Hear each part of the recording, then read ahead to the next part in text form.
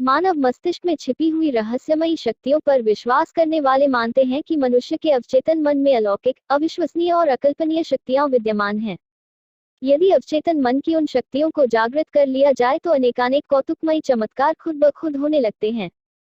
जैसे किसी व्यक्ति के जीवन के गुप्त रहस्यों का पता लगना, मन की बात जान लेना, किसी भी व्यक्ति से मिलते ही उस व्यक्ति के भूत, भविष्य तथा वर्तमान की जानकारी प्राप्त कर लेना या उसके साथ घटने वाली घटनाओं को स्पष्ट देख लेना इत्यादि क्रियाएं साधक के जीवन में आकस्मिक होने लगती हैं। ऐसी चमत्कारिक घटनाओं को अतीन्द्रिय शक्ति का चमत्कार कहा जाता है। अमेरिकी मनोवैज्ञानिकों ने मस्तिष्क में उठ रही तरंगों पर काफी शोध किया। फलस्वरूप वे इस निष्कर्ष पर पहुंचे कि मन के अंदर की अवचेतन मन को यदि क्रियाशील बनाया जाए तो बिना किसी आधुनिक उपकरणों तथा बिना किसी संचार माध्यमों के भी मन के तरंगों को पढ़कर किसी भी व्यक्ति के मन के रहस्यों को जाना जा सकता है तथा एक व्यक्ति दूसरे व्यक्ति के मन पर अपना प्रभाव डाल सकता है और उसे अपने मनोनुकूल कार्य करने को बाध्य कर सकता है।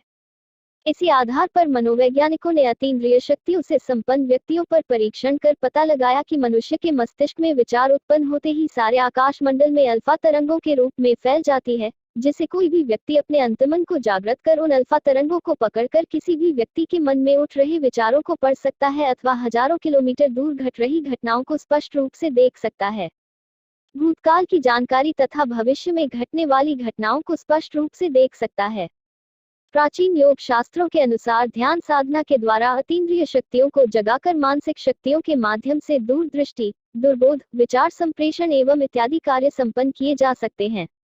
ध्यान का सीधा सीधा संबंध मन से है। मनुष्य के अंदर दो प्रकार का मन होता है, एक बाह्य मन तथा दूसरा अंतर्मन।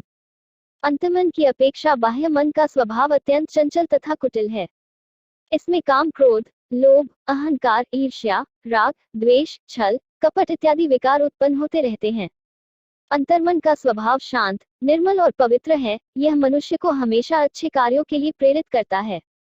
इसी में अलौकिक, दिव्य और चमत्कारिक शक्तियां निहित होती हैं।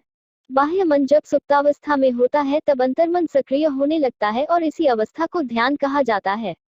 मन को बैलगाम घोड़े की संज्ञा दी गई है क्योंकि मन कभी एक जगह स्थिर नहीं रहता तथा शरीर की समस्त इंद्रियों को अपने नियंत्रण में रखने की कोशिश करता है। मन हर समय नई नई इच्छाओं को उत्पन्न करता है। एक इच्छा पूरी नहीं हुई कि दूसरी इच्छा जागृत हो जाती है और मनुष्य उन्हीं इच्छाओं की पूर्ति की चेष्टा करता रहता है, जिसके लिए मनुष्य को काम, क्रोध, लोभ, मोह, भय, पीड़ा इत्यादि से गुजरना पड़ता है।